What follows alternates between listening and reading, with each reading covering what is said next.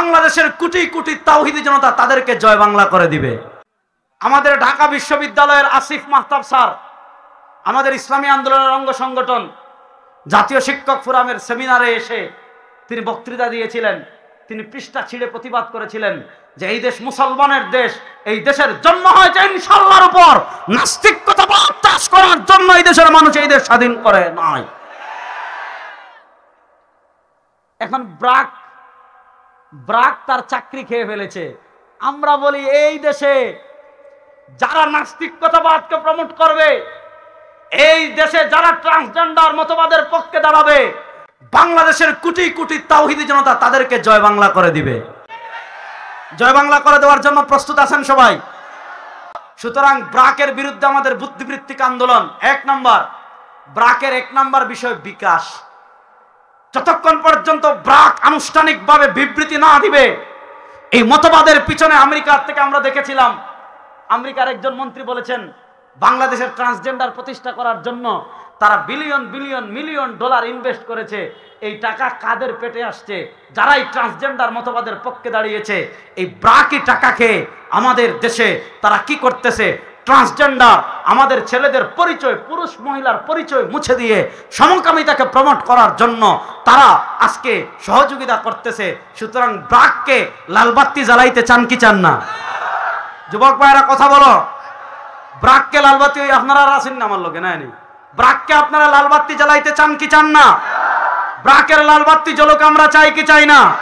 ব্রাক যতক্ষণ পর্যন্ত আনুষ্ঠানিকভাবে ক্ষমা না চাইবে, ট্রান্সজেন্ডার মতবাদ প্রমোট করা থেকে ফিরে না আসবে, আসিফ মাহতাব স্যারের চাকরি আবার পুনর্বহাল না করবে, ততক্ষণ পর্যন্ত বিকাশ ব্যবহার করব,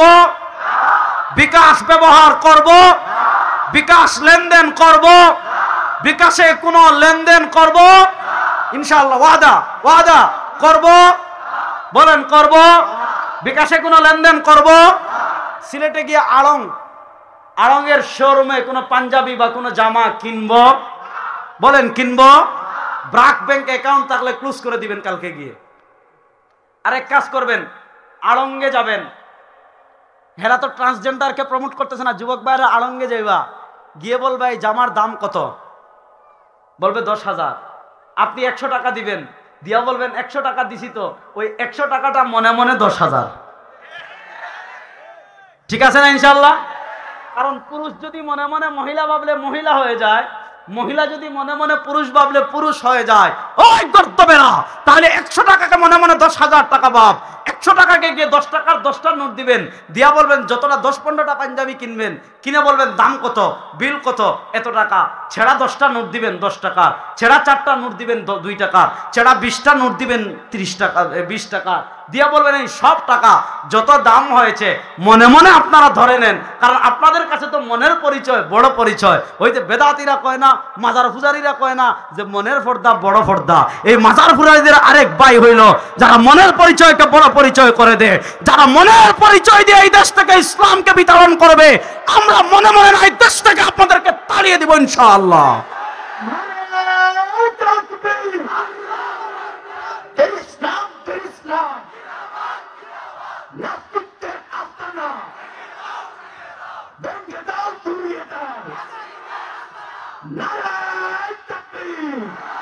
সুতরাং আজ থেকে বিকাশ ব্যবহার করব। আমাদের মোবাইলটাকে ডিলিট করে দিছি। আসনি একজন যুবক দাঁড়াও, দাঁড়িয়ে মোবাইলের অ্যাপস থেকে বিকাশ ডিলিট করে দিবা। দাঁড়াও, কে ডিলিট করে দিবা? এখনই ডিলিট করে দিবা ইনশাআল্লাহ। এই দেশ আমাদের, যারা এই দেশকে তুরস্ক বানাতে চাইবে তাদেরকে আমরা এখান থেকে বিদায় করব। আসসালামু আলাইকুম। এই দেশ আপনাদের না, এই দেশ মুসলমানদের ইনশাআল্লাহ। যাক, আলোচনা এটা বললাম গুরুত্বপূর্ণ, এজন্য বললাম যে দেখেন তো যে সমস্ত বলদেরা নিজেদেরকে মনে মনে পুরুষ ভাবে, হেরাও কিন্তু সৃষ্টিকর্তা মানে আল্লাহরে। এখানে দুইটা পরিচয় বুঝেন। তারা আমাদেরকে মন খোলা কি খাওয়াতে চায়? হিজড়া আর ট্রান্সজেন্ডারকে এক করে ফেলতে চায়। বিষয়টা বুঝেন, হিজড়া আর ট্রান্সজেন্ডার এক না। বলেন হিজড়া আর ট্রান্সজেন্ডার এক? হিজড়া মানে এটা আমাদের দেশে কতজন? গত বছর না এর আগের বছর জরিপ হয়েছিল, 100 না, আমাদের বাংলাদেশে 5,000-এর থেকেও কম সারা দেশে হিজড়া। তো এই হিজড়া আর ট্রান্সজেন্ডার এক না। দেখেন একটা পরিভাষা আগে বুঝেন, তারা এই যে এখন আগের 2023-এর সিলেবাসে শব্দ ছিল ট্রান্সজেন্ডার, এবার ট্রান্সজেন্ডার বাদ দিয়ে গল্প ঠিক আছে দিয়েছে থার্ড জেন্ডার। থার্ড জেন্ডার মানে তৃতীয় লিঙ্গ। দেখেন ইসলামের তৃতীয় লিঙ্গ বলতে কোনো লিঙ্গ নাই, এই প্রসঙ্গটা বুঝেন। হিজড়া যারা, তাদের পরিচয় ইসলামের সুস্পষ্ট। কিছু হিজড়া এমন আছে যারা পুরুষের বিধান, কিছু হিজড়া এমন আছে যারা মহিলার বিধান, অর্থাৎ প্রকারভেদে কেউ পুরুষের বিধানে যাবে, কোনো হিজড়ার উপর পুরুষের বিধান প্রযোজ্য হবে, কোনো হিজড়ার উপর মহিলার বিধান প্রযোজ্য হবে। তো যারা পুরুষের বিধান প্রযোজ্য হবে তারা তো থার্ড জেন্ডার না, তারা তো পুরুষ। যারা মহিলার বিধান প্রযোজ্য হবে তারাও থার্ড জেন্ডার না, তারা মহিলা। ইসলাম এটাও বলে কোনোভাবে যদি হিজড়া পুরুষ না মহিলা পার্থক্য করতে না পারেন তাহলে বুকের পাঁজরের হাড় গোনেন, বুকের পাঁজরের হাড় গোনেন। দেখেন যদি হাড় একটা কম হয় এটা পুরুষ, আর হাড় যদি সমান সমান হয় হাড়, তাহলে বুঝবেন মহিলা। কেন? কারণ আল্লাহ আমাদের আদমের বাম পাঁজর থেকে আমাদের সকলের মা হযরতে হাওয়াকে সৃষ্টি করেছিলেন। যেহেতু আদমের হাড় থেকে হাওয়াকে সৃষ্টি করেছিলেন, স্মৃতিস্বরূপ আমাদের সবার হাড় এক একটা কম, স্মৃতিস্বরূপ আমাদের সবার হাড় এক একটা কম। কোনোভাবে যদি হিজড়ার পরিচয় সুস্পষ্ট করা না যায়, ইসলাম বলে হাড় গণ, একটা কম হলে পুরুষ, সমান সমান হলে মহিলা। তাহলে হিজড়া যারা, এরা থার্ড জেন্ডার না, তাদের পরিচয় হয় পুরুষ অথবা মহিলা। তারা হিজড়া দিয়ে ট্রান্সজেন্ডারকে প্রমোট করে আমাদেরকে মন কলা খাওয়াতে চাচ্ছে। মুসলমান সাবধান থাকার প্রয়োজন আছে না নাই?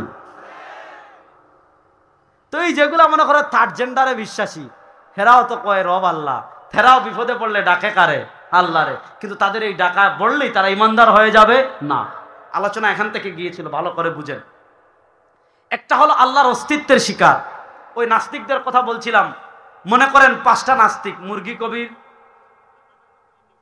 আচ্ছা ইনু মেনন, আরেকটা বলেন মরে গেছে এগুলা মরে গেছে, আচ্ছা জাফর ইকবাল। মনে করেন এই 5টা কোনো কারণে একটা হেলিকপ্টার করে ঢাকা শাহজালাল ইন্টারন্যাশনাল বিমানবন্দর থেকে জাফলং আসতেছে, মামার দোকান নাকি না বল্লারঘাট, কোন এক জায়গায় আসতেছে। ওখানে তো নামতে দিবে না, সীমান্তের কাছে, এদিকে কোথাও নামতেছে। ভালো করে বুঝেন, তারা যখন হেলিকপ্টারে উঠবে আল্লাহরে মনে করেন 20-25টা গালি দিছে। হেলিকপ্টারে আসন গ্রহণ করেছে, আল্লাহরে 10-15টা গালি দিয়েছে। হেলিকপ্টার স্টার্ট হয়েছে, আল্লাহকে 200-250টা গালি দিয়েছে। হেলিকপ্টার নরসিংদীর উপরে আসছে, খালি আল্লাহরে গালি দিতেছে। হেলিকপ্টারটা ভৈরব পাড়ি দিয়ে, খালি হবিগঞ্জ পাড়ি দিয়ে সিলেটের উপরে আসছে, বিশাল নড়াচড়া শুরু করছে। উপরে উঠে নিচে নামে, উপরে উঠে নিচে নামে, ঝাঁকি দে।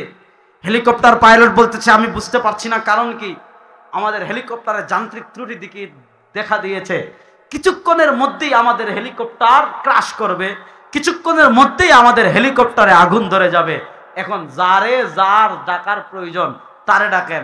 আমি আপনাদের কাছে জানতে চাই, যে নাস্তিকগুলো হেলিকপ্টারে উঠার আগেও আল্লাহকে গালি দিয়েছে, হেলিকপ্টার চড়ার সময় আল্লাহকে গালি দিয়েছে, উপরে ওড়ার সময় আল্লাহকে গালি দিয়েছে, যখন দেখবে হেলিকপ্টারে আগুন ধরে গিয়েছে, কিছুক্ষণের ভিতরে হেলিকপ্টার ক্র্যাশ করতেছে, আমি জানতে চাই ওই নাস্তিকরা তখন ডাকবে কারে?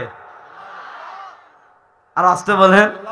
আর এই নাস্তিক কি দেখেন, দুনিয়ার সবচেয়ে বড় কাফিরের ভিতর একটা হলো ফেরাউন।